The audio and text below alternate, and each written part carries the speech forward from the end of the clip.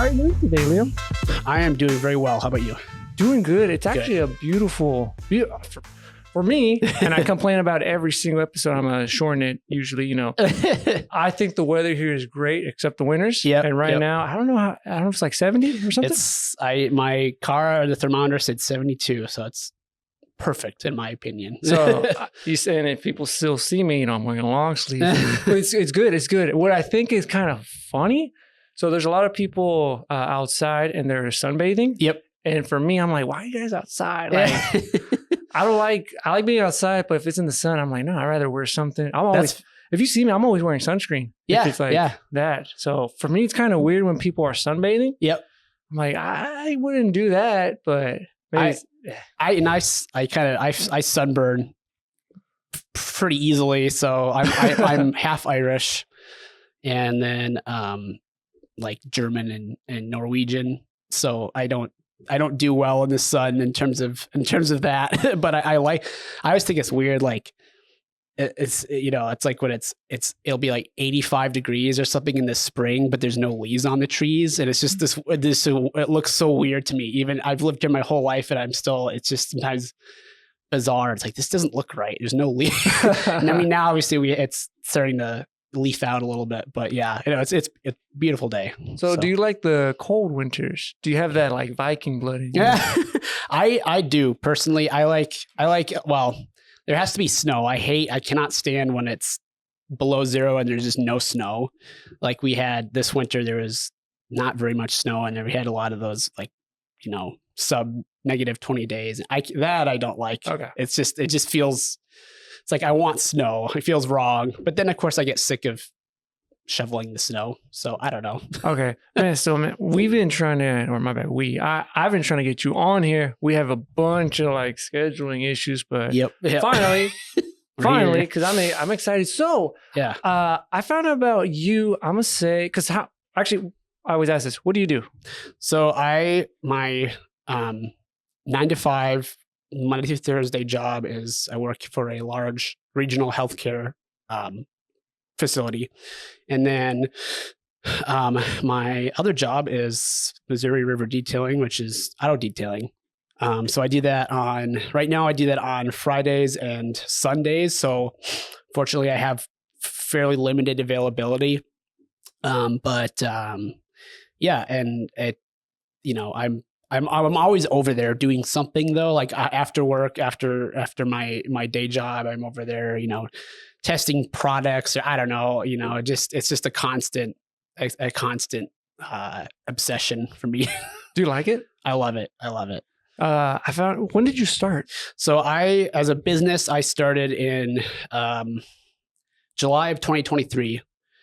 Out of my driveway, we had just bought our house we moved into our house in December of 2022. And then I can't remember like what led me to, like start like thinking about starting a business doing it. But I had, detailed my own vehicles for years. I've been doing detailing for a little over 10 years. Obviously started with my own vehicles with, some friends and family.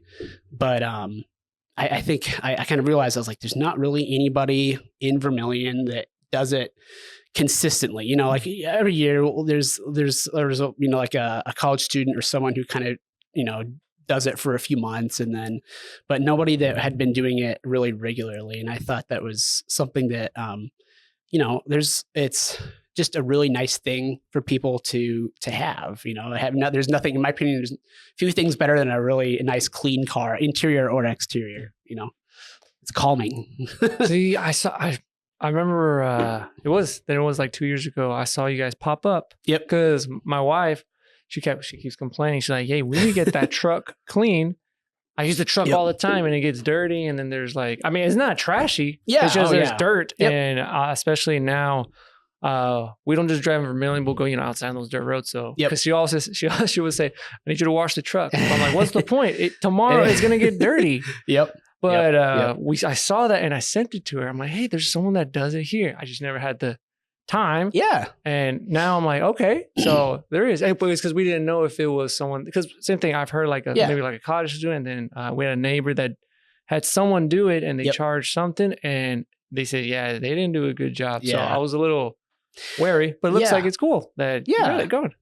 Yeah. It's, I think one of the things with it is that, in terms of like a business that you can start, a small business, auto detailing has a very low, monetary threshold. You know, like you don't need a lot to start. You need a good vacuum cleaner, you know, like a good shop vac. You don't want to be using a home vacuum cleaner necessarily, although I have done that in the past. It does work. I would not recommend it. You know, and you need some good brushes and good microfiber towels, but there's a lot you can do just with that. And so, you know, it's a very, I think it's a very appealing thing to want to start, but it is a lot of physical work, especially it's just me that does it. I don't have any employees or anything. It's all me. So it's a lot of physical work, and obviously the whole business side of it, I knew nothing about running a business. Absolutely nothing. So that's probably been the biggest hurdle for me, or like the biggest time commitment has been, trying to figure out taxes, trying to figure out, how scheduling, pricing, price structures, like all that stuff is a lot. So, but I absolutely love it. Like I said, it's something that it's really therapeutic for me too. I think I get a lot of satisfaction and good feelings from it that I don't maybe get in necessarily in my 9-to-5 job in that same way. It's just very therapeutic. And I think you'll find a lot of auto detailers or people that are into it, it's sort of the same for them. It's like, I'm not going to say it's relaxing when I have 4 cars to get done in a weekend, but it is definitely, the time just flies by. And before I'm like, oh, it's 6 p.m. Awesome. So if you are enjoying this and want to be a guest or sponsor, email me at vermillionunplugged@gmail.com. Oh, you have that passion. Yeah. It's the same. I think it's the same thing with my wife. So sometimes, I mentioned it a few times that we'll, besides working at the university, our little side thing is we make food. Awesome. We make Mexican food. Yeah, we do it sometimes at the brewery. We started in like a little food stand, not even a food truck. We just went out. It was like 3 or 4 years ago. We were outside, kind of next to the chiropractor, Dr. Rowe. And we just had a tent and then a grill. And that's how we made some tacos. Oh, that's awesome. And then we got invited to Flower Farm, the Flourish Flower Farm.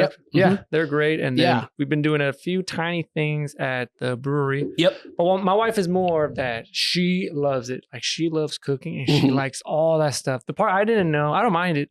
Same thing, like the business side. Because I thought in the beginning, I was like, oh yeah, let's sell tacos for like $1 or something like that. Yeah. Because I remember when I was a kid, that's how much they cost back in Texas. Yeah. And then Myra was like, no, we will lose money in this and that. So I remember we would kind of discuss about that stuff. Yep. And now I know, because you got to make a profit in this. Luckily, she's a smart accountant. So she knows that I don't do nothing. I just talk to people. Yeah. Like, hey, can we get this? Can we do this? So, but that stuff, the running a business, man, that is different. It's a lot. It's just, and I think the more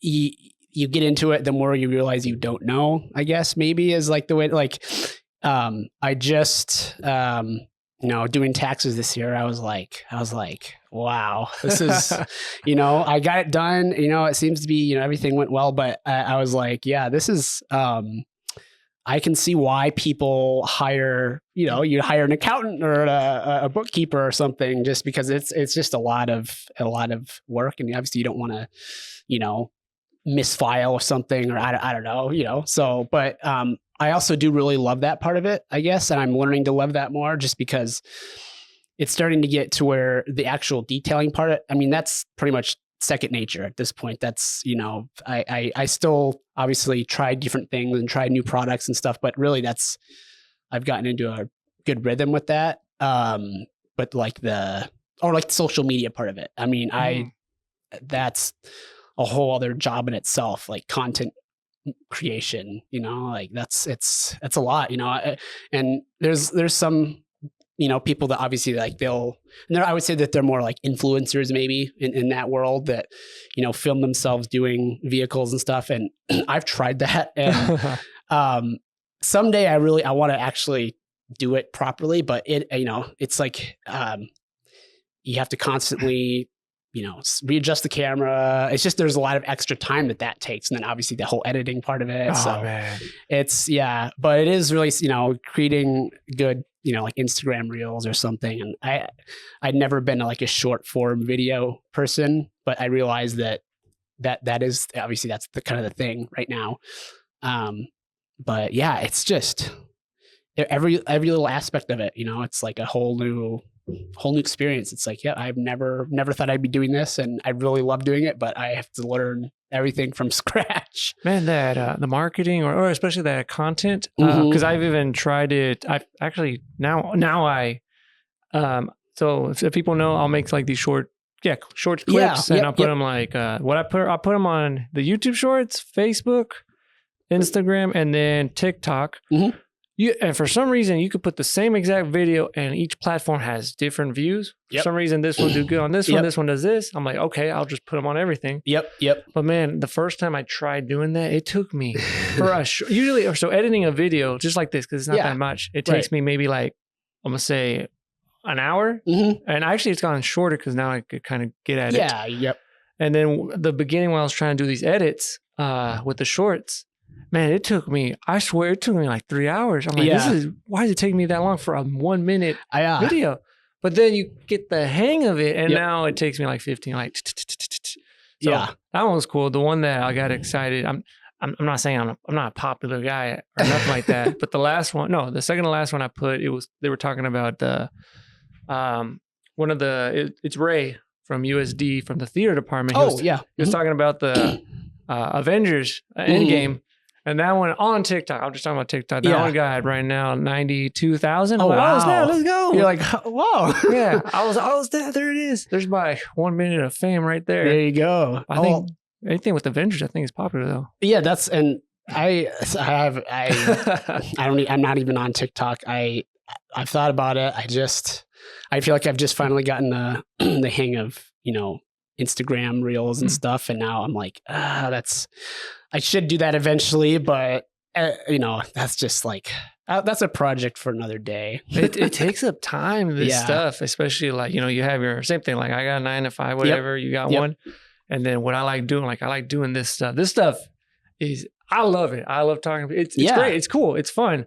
Do I make money? No. Well, it depends. Sometimes I get a little sponsor and that's it. Yeah. But, it takes up a lot of time, especially the editing and figuring out this and taking like an hour of my day, and I got to do this. I'm like, oh snap. I wish this was more like full time. Yep. Same. And then, something that I kind of started, was that newsletter thing. Mm-hmm. And I thought it was, well, I don't know. It's still, I guess it depends, but it's just like on Facebook. That's it. And I think I started trying to put it on Instagram. I didn't know how to do it. Yeah. And it was a cool, people, hey, that's a cool idea and this and that. I know this. So I only done 2 of them, and what the idea is not like a newspaper type of thing. Right. I want to say, hey, because I kind of know what's going on. Some people might not know. It might not be in the paper. So I'm like, hey, let me see if I can find out about this, event going on, or hey, someone's opening up this, or hey, this, or even like a editor's opinion letter, whatever, this, or even someone told me, they said, hey, can you put like a helps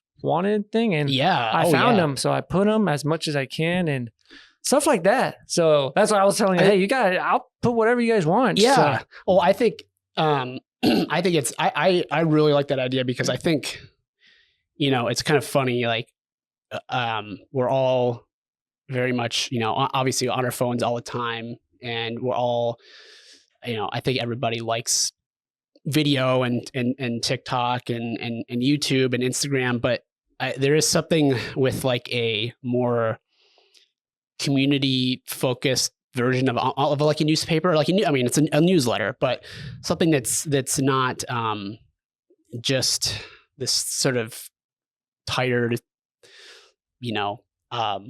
newspaper format, because I have a background in media and journalism, and I always find that, people still love to read, and especially when it's local and it's about things that they love and they want to support local, restaurants. And especially in Vermilion, I think we're super lucky to have the community that we have and the businesses that we have in town here. And so I think it's a wonderful idea. And I think more and more people, as they find that, because it's just, and then you don't have to, if you're not, because there's so many businesses that I don't follow on social media because I just forget. But then you have a newsletter or something like that, and you're like, oh yeah, that, and then you end up, I don't know. I think it's just a great way to find and interact with other businesses and other people and programs and things like that. One thing I had, I've been trying to do it, and and you'll be on it because that's why I'm trying to get a lot of stuff. So the idea is I've talked to a few people. I just haven't had the time to do it. I wanted to do this live stream event, not like just an episode, but a live stream community event. So the idea. So tell me, Liam, tell me if this works. Yeah. So it would be for example, let's say it's like on a weekend, like on a Saturday evening. Yeah. Let's say like 3-4 hours. I would get like people. Same thing from everywhere. Yeah. It could be someone that has a business, just locals, anyone, or groups, community, USD, anything. Yep. 15 minutes. Hey, just talk. Let's, do short segments, this. And if there's like a commercial break, because I already figured it out. I know I've done live stream before, so I know how to put the formats. And I would be like, hey, so during like the commercial break, you'll have like, okay, for like 2 minutes, you have, hey, these events are coming up. Also a fundraiser, because I know a lot of people will do like fundraiser for nonprofits, have that there, a goal, and also have like a live chat. I wanted to be more community focused, and so they can interact. And do something like something a little more fun and engaging. Yep. But what do you think? I think I think that would be very cool. I remember, I want to say downtown Sioux Falls, like that organization did something like that for a while, and it was really popular. I think that would be very cool because there are a ton of really interesting people in this community, with the university, with businesses, with people that, go to school here, graduate, and actually end up, staying around. And it's just, I think that would be really fun. And there's so many, like I said, there's so many different clubs and groups and things that could get, some more exposure and hopefully kind of bring people in. I'll get that going. The plan was I wanted to do it in February. And then, because I was like, hey, that's when I kind of hit the year anniversary, and then March, and then now we're in April and almost May. I'm like, okay, one day I'll get it done. Yeah. But it just takes time, man. Yeah. It takes a lot of time. You gotta, and just the logistical part of getting things figured out and people's schedule. Everybody's so busy. So what else do you like doing for fun? I heard you mentioned a flight simulator, right? Yes. So I actually originally went to college for aviation. So I wanted to be a commercial pilot or a corporate pilot. I have cystic fibrosis, which is a chronic lung disease, among other things. And so and at the time I didn't, I hadn't done a whole lot of, I was 16, 17, 18. I was like, so I hadn't done a whole lot of actual research into how, the Federal Aviation Administration is very, very, very strict about medications. And so each time a medication, the name changes even it's the exact same formulation, but the name changes even slightly. Basically, it goes to the back of the queue to be reevaluated. What? So it's... so basically I got into it and I spent my freshman year trying to get my my medical certificate to get approved, and just didn't ever. There was a very small possibility that it could have happened, but again, I did a lot of research studies for cystic fibrosis related drugs, and so that alone pretty much made it impossible, because that even if it's a type of an NSAID like ibuprofen. They, it's just crazy how strict they are with that stuff. So my aviation is one of my passions. My great grandpa on my dad's side, he flew for the Royal Air Force in World War II, and then for the Strategic Air Command post World War II in the into the 50s and early 60s, I believe. So it's kind of in my blood, I guess, and it's just something I love. But yeah, I had to make a quick switch after my freshman year. I decided to go with media and journalism. I liked writing a lot, and I said, I think I could do that. And so one of my hobbies is flight simulation. That's how I get my aviation fix now. Cool. So I have a whole setup in my basement. It's a lot. But every night I spend a couple hours on it, and it's just, again, it's another one of those like very calming therapeutic things, even though honestly it can be sounds weird, but it can be stressful. There's an organization called VATSIM, which is basically, it stands for Virtual Air Traffic Control Simulation. So it's basically, you fly online with other air traffic controllers and stuff that are, and other, obviously pilots.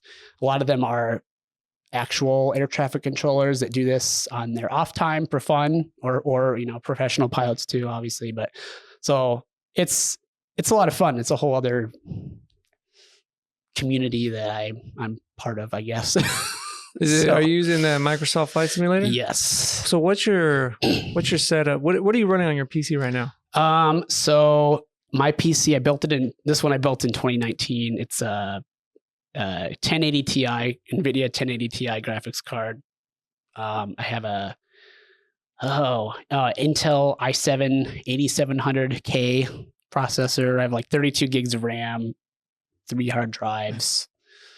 It was in 2019. It was a really good PC. It's definitely showing its age now, especially with that particular program.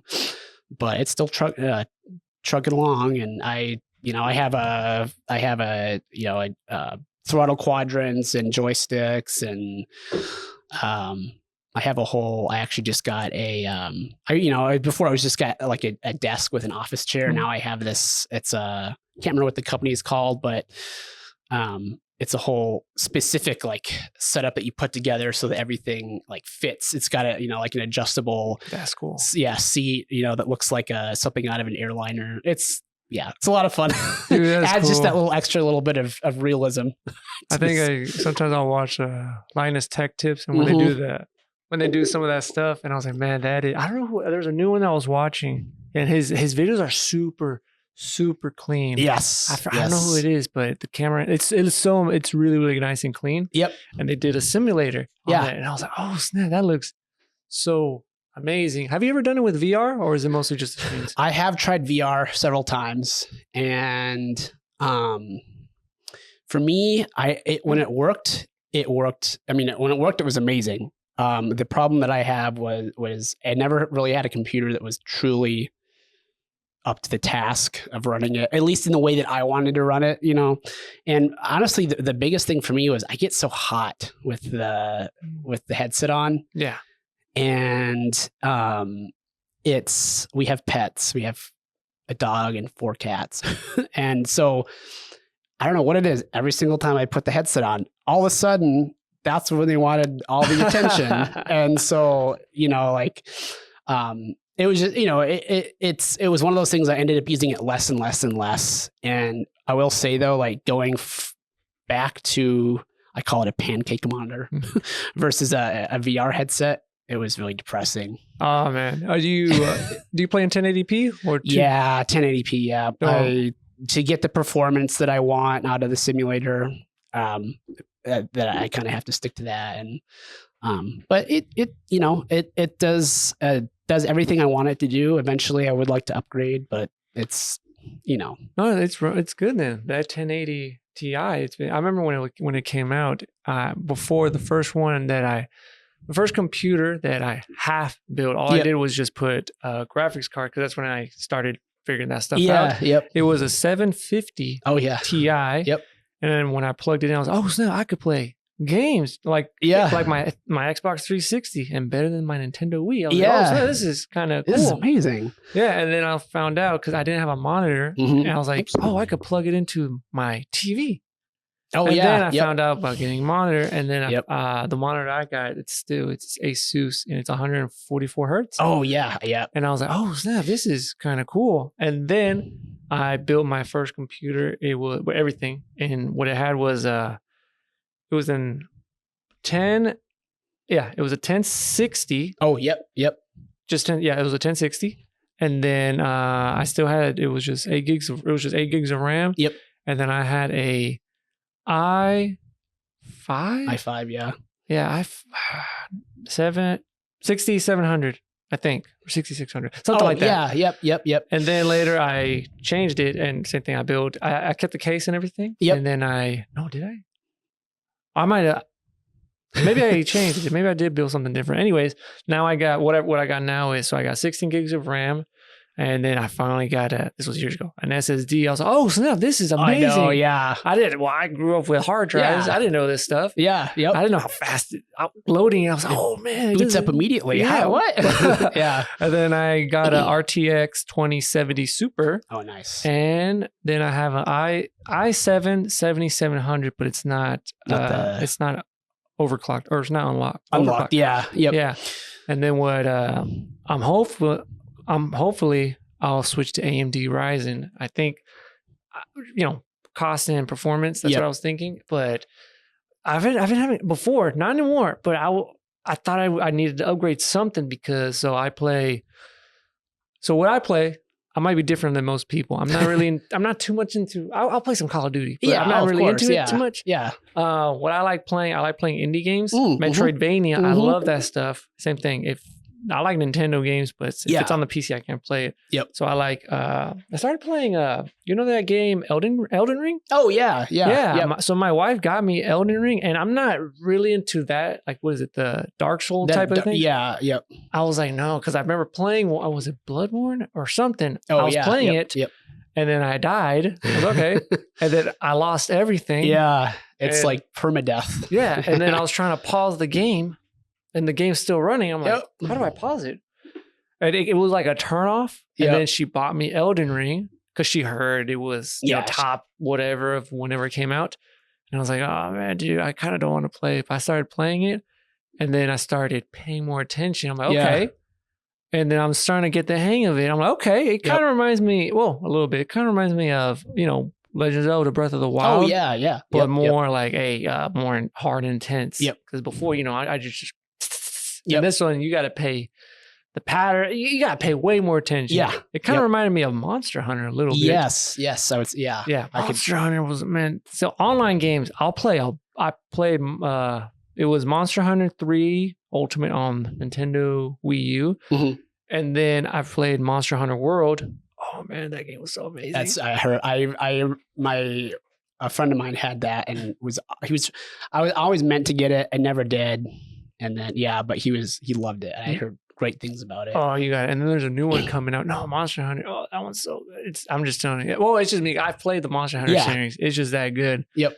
And then the other one I'll play. The other online game I play was just like Fortnite. Yeah. But I'll play with my wife. Yeah. So she's on the Xbox One, and I got my PC. And then my daughter Victoria, she's on the Switch. So we'll play trios. Oh, nice. It's the only online game she knows how to play. Yeah. I try to get her. I'm like, okay, hey, let's try to play, not Overwatch. Let's try to play Apex Legends. Oh, yeah. Yep. She couldn't get the hang of it. And I was like, what about I don't know, Warzone or something, Call of Duty? No, she couldn't get the hang of it.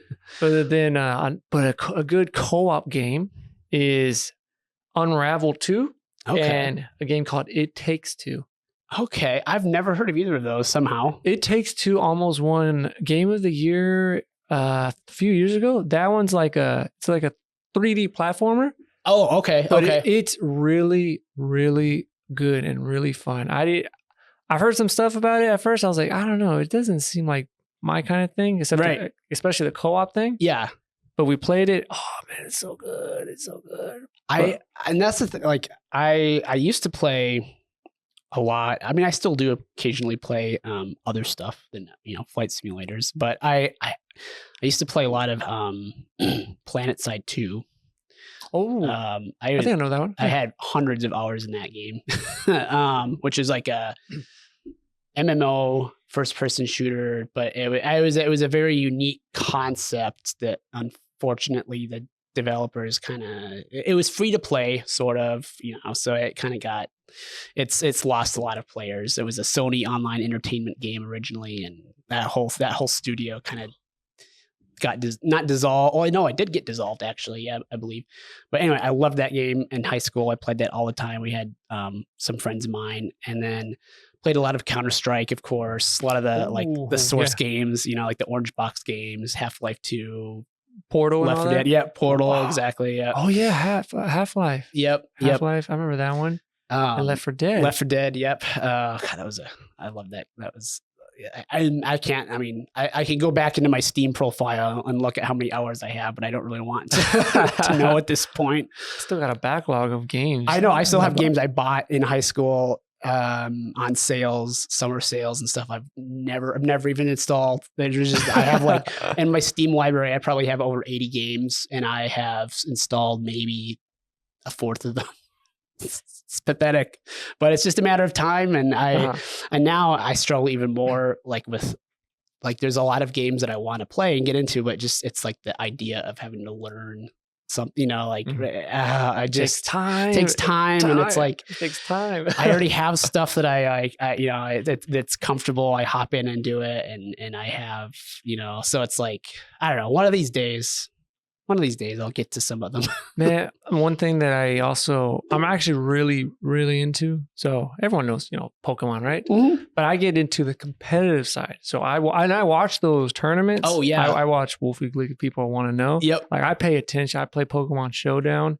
I get into it, but also I get frustrated because of the buying the game. So I played it. I didn't actually grow up with Pokemon Red and Blue. Yeah. Mm-hmm. Those are the first ones. Yeah. I didn't grow up with those. I grew up with Gold and Silver. Oh, yep. Mm-hmm. And then I played, the ones on Ruby Sapphire on Advance. And then the one that I really got into was Diamond and Pearl on DS. Oh, yeah. Yep. So then I missed Black and White and Black and White 2.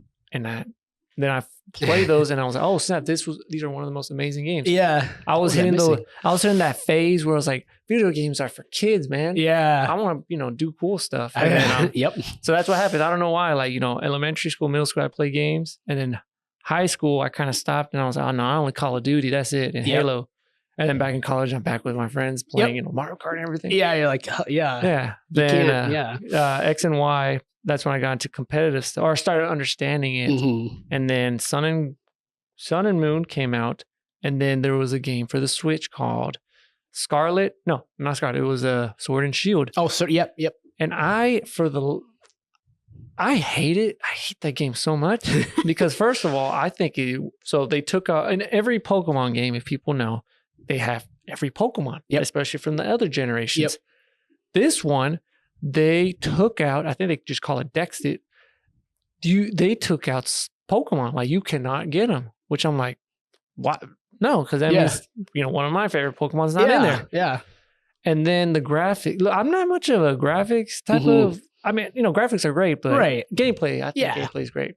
But the, DS handhelds, it looks great. It looks great. It's pixel. Yeah. Then they blew it up and I'm like, it kind of looks bad. Yeah. Especially when they started charging $60 per, Yeah, versus the 40. And then also what I didn't want them to do 3D because I remember playing Pokemon Stadium, Coliseum, and Pokemon Battle Revolution. So it's like the same thing. People want to know it's a simulator for Pokemon battles. Like it looks real cool. It actually looks, go back to those videos on YouTube, that it looks so like the animation's amazing. Yeah. Now this one, they got super lazy and it looks bad. It just looks bad. And then Scarlet and Violet came out for the same thing for the Switch. And I was like, man, should I get it? It looks cool. It's more a little open worldish. Yeah. But, I didn't buy it day one and I still haven't bought it. And yeah, now they got a bunch of glitches, a bunch of this, a bunch of this. Yeah. I'm like, what? Like, what's happening here? Yeah. So I'm like, no, how is the game from the handheld $40 way better? Way better than I know. Are we, it's funny. I worked briefly at GameStop actually. And that was it. I remember, people were getting more and more disappointed with the quality of, especially Nintendo's like first party games. Like they just, I don't know. I think everything has gotten a little bit like that, but they just didn't have the, I think for, they did a lot of re-releases and like remasters and stuff. And I think people kind of, the rose colored glasses on some of that was like, oh yeah, well, this isn't A, it's not as fun now. And B, it's just a very like lazy. I think they're getting greedy. Did you see the Nintendo Switch 2? Oh yeah. Yeah. Yeah. Did you hear about the controversy though? I vaguely. So I saw the direct, it was like a few weeks ago and everything looked great. I'm like, oh snap, it looks cool. The games look great. Yep. And then everyone was on board except after. First of all, they did not show the price. Yeah. Yep. Yeah. Then they found out, and I thought it was gonna be like 400. Then they said 450. I'm like, man, that's kind of high. Yeah. Especially for a Nintendo console. But I was like, okay, it's fine. And then I heard other controversy. The games are $80. So they're charging, they showed Mario Kart Tour, and there was another one called New Donkey Kong Game. They look great. Yeah, yep. But the MSRP is $79.99. Wow. And I'm like, whoa, first of all, what happened to the $60 game? Yeah. Sony and Microsoft, they were kind of charging $70. Yep. And Nintendo jumped on to $80. Yep. I'm like, that's a significant. I like the flight simulator. It's Microsoft Flight Simulator 2024. I moved to that one, but there's like the one of the high end edition is like $140, $160. It's just insane how expensive software games have become. It's like and to be fair with like with flight simulator stuff, there's always been this very vibrant aftermarket third-party products. So like specific airplanes and stuff that are like simulated to, down to the rivet. Like you can, every single system is fully functional, and there's failure, all this stuff. So like for one of those add-ons, you're looking at probably now a minimum of probably $60. Some of them go for 150 plus, which I still think is a lot. Yeah. But it is a niche. But overall, just the price of games has just kind of gotten out of hand, I think, a little bit. And what people need to do is, because I know people are complaining, but the people that complain, sometimes they'll buy the games. I'm like, hey, you guys, don't buy it. Then they'll drop it, or they'll drop it. But that's why what I like about the PC gaming part. Mm-hmm. There's a bunch of stuff on sale. Yeah. Especially the Steam summer sale that's coming up. I know. So that stuff is, because I was so disappointed. Usually before I was very I was a Nintendo fanboy. Yep. I love that stuff. And I think they're good. I think the games are great. I love, I love their Zelda game. Metroid, I'm a big Metroid fan. That one's coming out. Yep. Oh yeah. And, I do like their Pokemon. Well, the previous ones. And I like Mario. The games are great. Yeah. Oh yeah. Oh man, it's now I don't know. It's expensive. Yeah. And then also another controversy, depending on which games, if you buy the physical one. Oh yeah. The game is technically not on the card. Yeah. It's they call it a key pass or key pass. Yeah. My wife, we just bought, we have the original Switch we got during COVID. We managed to snag one, and she really wanted Just Dance, and so we got that semi recently. And we got the carton, I guess, essentially the case. and there's nothing in it. There's just a piece of paper, so it's basically, there's a fake cartridge in it, but it's just it's an access code basically. And it's just like, I don't know. It's just not satisfying. I can't put this thing in the machine and have it run. I have to go and download it and, It's not, man. I don't. We'll see what happens. Luckily, I got a backlog still of Steam games I need to pop on. But man, I was disappointed. Yeah. But wait, whatever. We'll see how it goes. Same thing. A lot of the games back then. Man, I think I'm just talking about video games. Hopefully not. I'll switch it up. Hey, no, it's okay. But yeah, like I'm gonna be like one of those people. Hey, back in my day, we didn't have to back in my day, we could have just, you bought a game, you popped it in there, owned it, and then you didn't even have to update or nothing like that. I remember those days, but now same thing. I remember when I got the PS4? Oh yeah, but I bought it years after launch. Yeah, and then I put the disc in, and then it says installing. I'm like, installing what? Installing, what? Yeah, and then it installs the game in there. Yep. And I'm like, okay, then I'm ready. I wait 30 minutes, and then there's another update, a software update. I'm like, what? I can't just play the game. Yeah, so I have those they call day one patches that are larger than the actual game, and there's a whole controversy about early access, games and products where it's that is something that I think is a problem, is using, in my opinion anyways, using your customers as beta testers basically for your product is it's but then still selling it for full price. Yeah.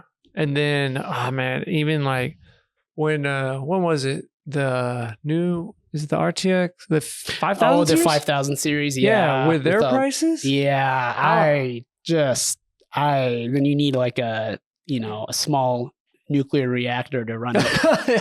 I'm like, I don't know. My 1080 Ti's. I mean, it's still working. I mean, I do. Of course, I really want to upgrade, but it's gotten out of hand a little bit. I think with some of those, the power requirements. I'm just like, oh my gosh, that's I need to have you need to wire your house differently or something to have a PC. It's funny. Yeah, and then what is that thing? Because a lot of them they display, or they're saying, oh, it's for 4K gaming. 4K gaming. Yeah. I still, my bad. I haven't played anything higher than 1080p. I haven't even done 1440. No, same. I'd rather have the frames. Yeah, I'm okay. I like playing, and I'll be that snob, but I won't go too high. I say 60 is perfect. Yep. 30, I think, if you could shoot for 60 is fine. Anything higher, I like the 120, or when I run on 120, I'm like, oh snap, you can see it. I never had anything else, but I think the minimum it should be 60. 60, yeah. 60. I don't care about, if it's 4K, you can see all the tiny things, but it runs 15 frames. Yeah, I'm like, no. To me, it's gotten to the point where I actually get almost motion sick with. And that was the other thing with virtual reality was again, you either had to turn the settings way down so that because if you ran on anything less than 60 frames, actually technically the requirement's 90. But anything less than 60 for sure, you get major motion sickness. Mm-hmm. And it's just, everything starts to tear and stuff, the image. It's just not fun. So you really have to either turn it way down or have a supercomputer. Have you ever played, the game Resident Evil? Oh, yeah. Yep. Have you ever played it in VR? I have not. That was one that I desperately wanted to, but if you ever get a chance, there's 2 Resident Evil games in VR, but the first one is just Resident Evil. Is it called Village, or just Resident Evil? It's not the last one that came out. It's just, I forgot what it's called. Is it Village, or is that the second one?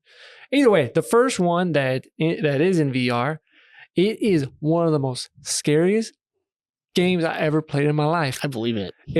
And I love scary movies. Yeah, scary games. I get scared, especially for example, because I'm a weenie. Five Nights at Freddy's, I get scared. Yeah. Oh yeah. But I could watch any scary movie. But playing is something, I don't know what it is. It's different. But so I got, this is when it was a Black Friday sale and I got the PlayStation VR. Oh, yep. And then I got Resident Evil. And then I'm playing it, and it's really cool. Not really spoiled. Well, the game came out years ago, but you know, you're trying to find your girlfriend. She's lost, and you go to this house. Kind of reminds me of Texas Chainsaw Massacre. Yeah. Creepy family. Yep.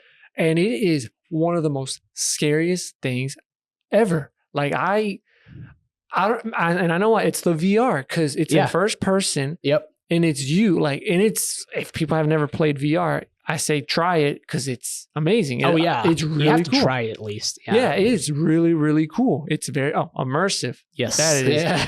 But this game, like, I cannot play. I only could play like 15, 20 minutes at a time. There's one part, and they got me. They even recorded it, and I was screaming like a little girl.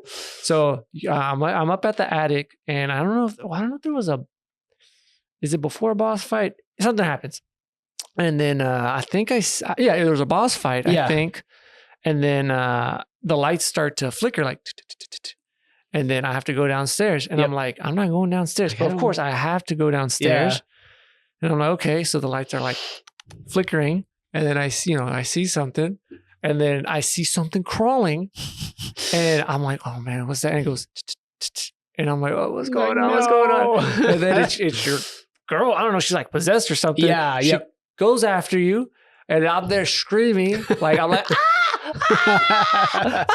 and then I guess I beat her up or kill. I don't know what I do, but it was the most scariest thing ever. Like I took off the headset. I'm like, I can't. Yeah, I know. There's a Black Mirror episode. I think it's the first season. Maybe it's their second season. That it's something similar to that. It's like the idea of being in a haunted house, but like obviously it's not virtual. Well, it's virtual reality, but it's like you're fully immersed, your full body. Anyway, it's crazy.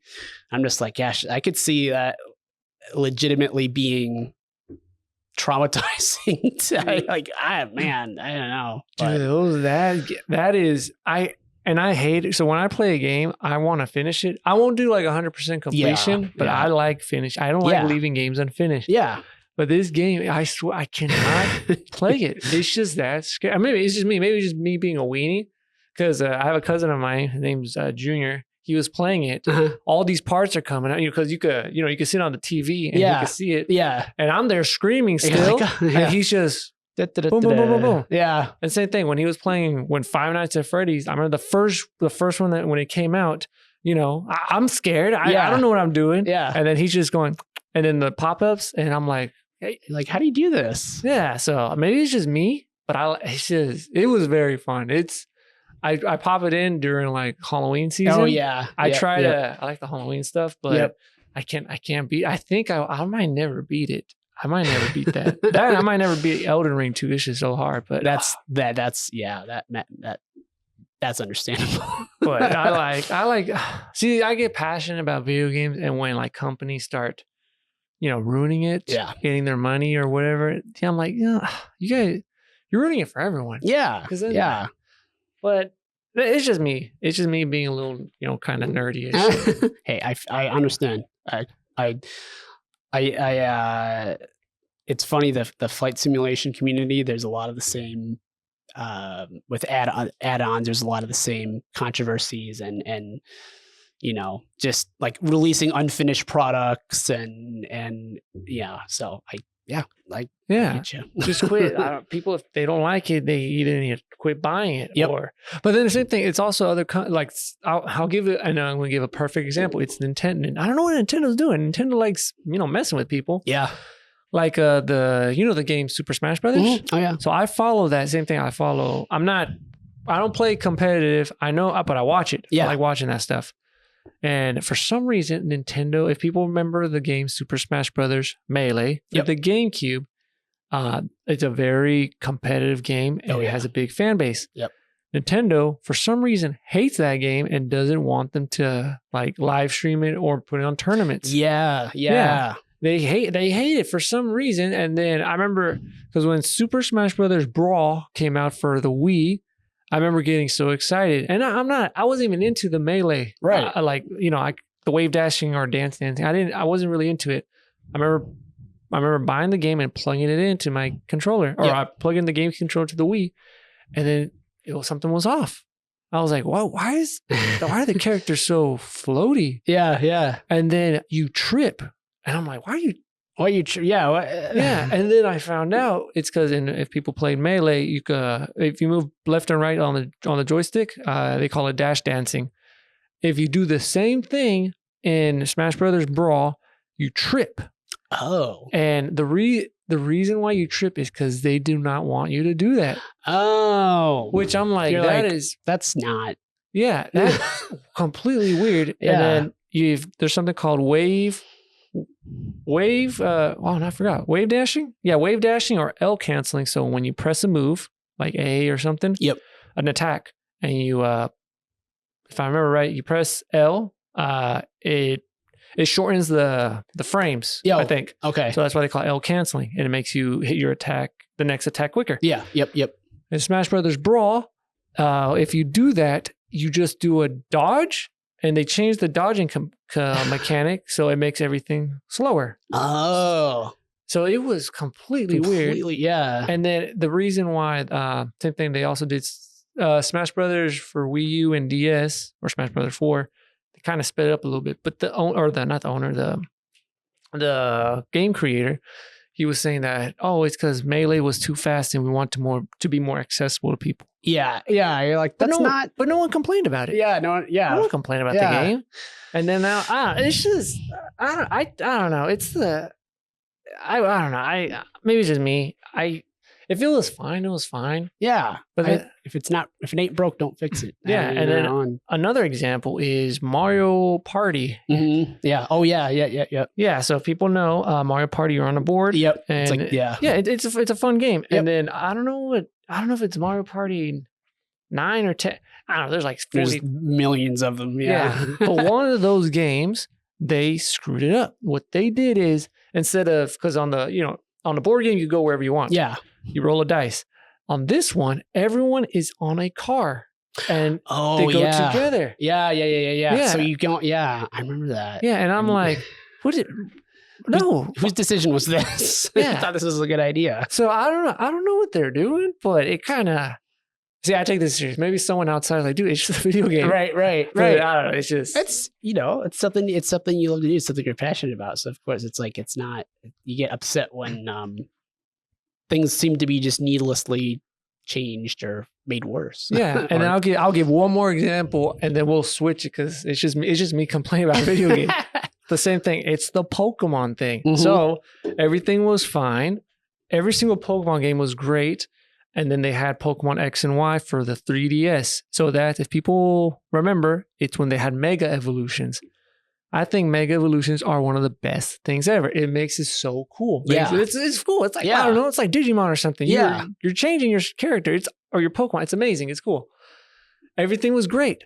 And they had it. What was cool about it, because I follow it, they gave new Mega Evolutions to Pokemon that kind of sucked. They were weak. Yeah. And they made them very strong. I'm like, oh, snap. You're like, this is interesting. Yeah, it's cool. Now, but then Sun and Moon came out. Same thing. It was for the 3DS, and it's like based on a Hawaii type of thing. Interesting.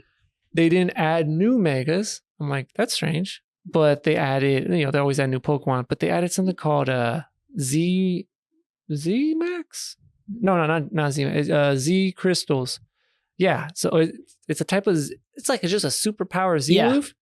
And I'm like, I don't know, that's kind of lame. Yeah. It's just a superpower move. Yeah. I don't know. I thought it was kind of lame. Yeah.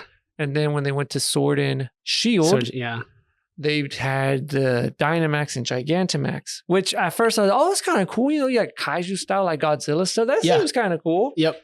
But it wasn't. All it did was, so you made your Pokemon bigger. Yep. And it has more HP. I think it doubles or triples the HP. Okay. And the attack, same thing. It's just like a superpower attack. It lasts for 3 turns.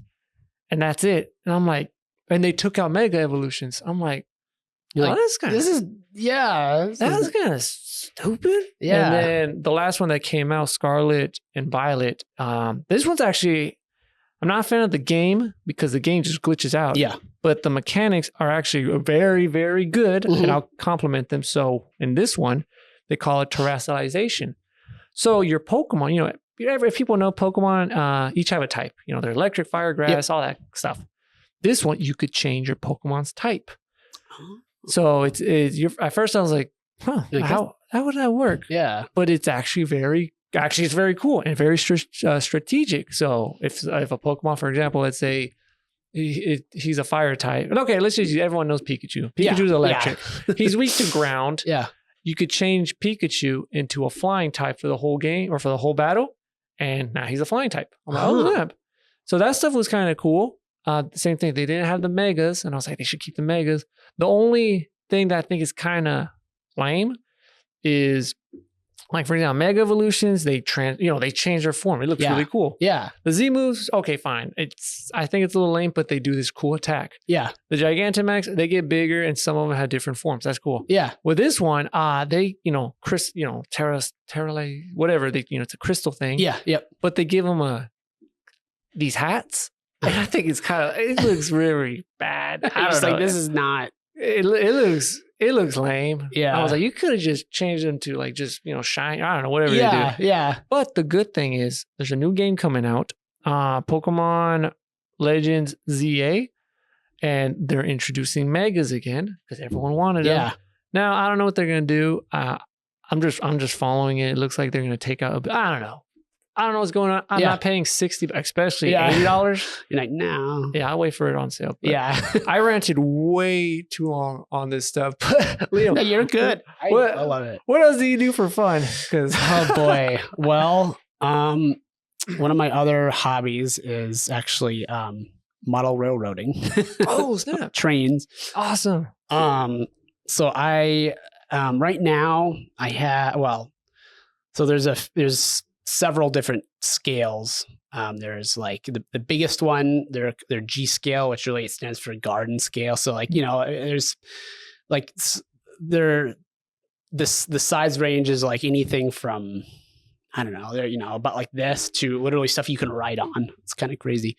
But then there's it's either O scale or O gauge, or it's interchangeable, but there's O scale, then there's HO, which is like the most common scale, and then there's N, and then Z, and then there's some other like international scales that are like it's called TT scale, which is very similar to N scale. Anyway, it's the whole thing.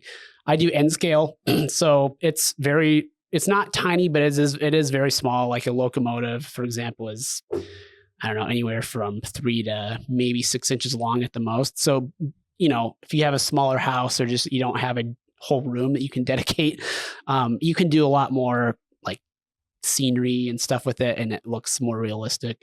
So I do that. It's called a layout, but my layout has been taken apart for a while.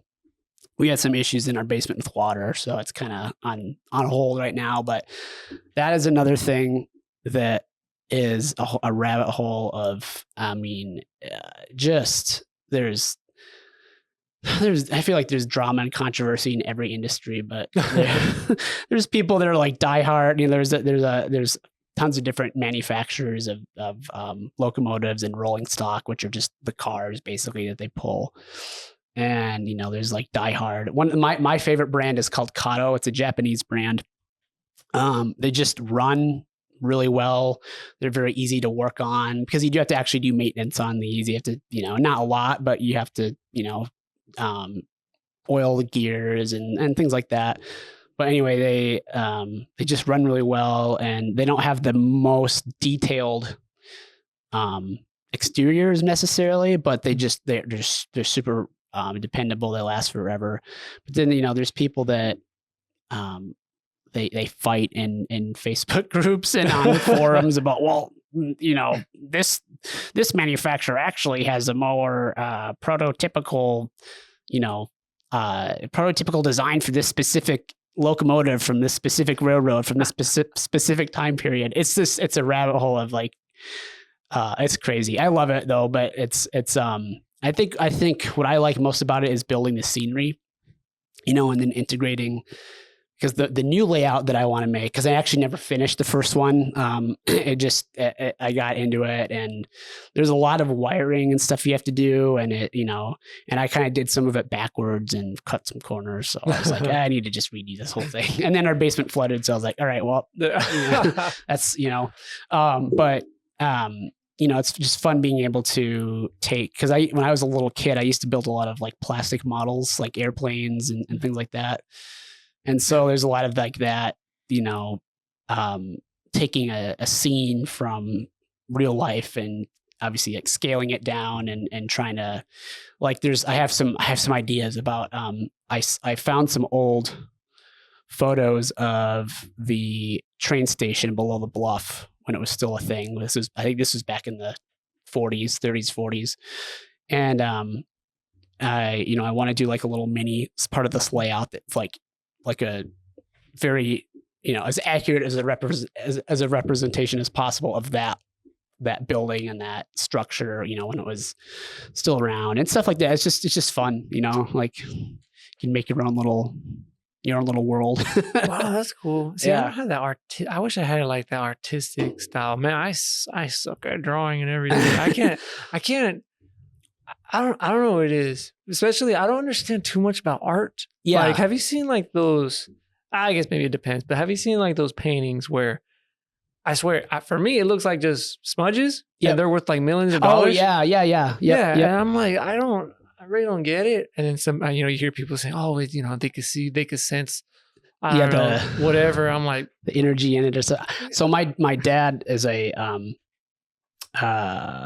professor at Dakota State University. He teaches graphic design and he's an art history MFA, which is basically the equivalent of a PhD for that field. Anyway, but yeah, he can tell you all. I mean, just like there's so much of that I don't understand, and I think it's very interesting. It's a whole other world of knowledge and just appreciation for that stuff that I just. Yeah, I like I got like some paintings, like, those what are they called? Paintings from like the Renaissance. Oh yeah, yep. Like that stuff. I'm like, oh, that's kind of cool. Well, first of all, I can't do that at all. Right. Or like when people make drawings like but super realistic, like with a pencil. I'm like, oh snap! Or especially tattoos. Yeah, yep. Like they make like portraits. I'm like, whoa, see, that stuff is, I can understand. Yeah. But if you have like a just like a painting and then there's just a dot, and they're telling me it's worth millions, and because they could sense or I don't know, see something, I'm like, I know, wish I could do that and sell it for millions. I know, I don't understand personally, but it's, I guess, it has to do with the artist and the history behind it and everything. But yeah, I think some of the modern art stuff, I'm like, I don't know. Yeah, we'll get to it. But looks like we're running out of time. I'll give you the last stuff. Last shout outs. Is there anything you want to give out? Where can people find you at? So I'm on Facebook. You can just search Missouri River Detailing, and it should be the only page that pops up. I'm on Instagram, same thing, same name. And then I have a website that I've spent a lot of time. I just rebuilt it recently. And that's where you can book everything and, look at the breakdown of the services and you can email me, text me from the website, but it's just MissouriRiverDetailing.com. And that's kind of a constant work in progress. There's a few things on it left that I need to finish, but I am based out of, if people know where the Clean Slate Auto Spa Car Wash is, it's like right across the street from Subway on the other side of Cherry Street. I still don't have a sign. I need to get a sign. I've been putting that off. I've just been so busy, but I'm in there. I'm the bay on the far right side of the building if you're looking at it from the sidewalk. But yeah, I'm there. Like I said, I'm there Monday or Friday usually from like 8 or 9 a.m. until Yeah, sometimes later in the evening, depending on the job. And on Sunday, I'm there pretty much all day. But right now, I am starting to get booked into June. Actually, that's good. Yeah, that's it's great. But I desperately wish I had like one more day out of the week I could dedicate to it. But maybe in the future, we'll see. Sweet.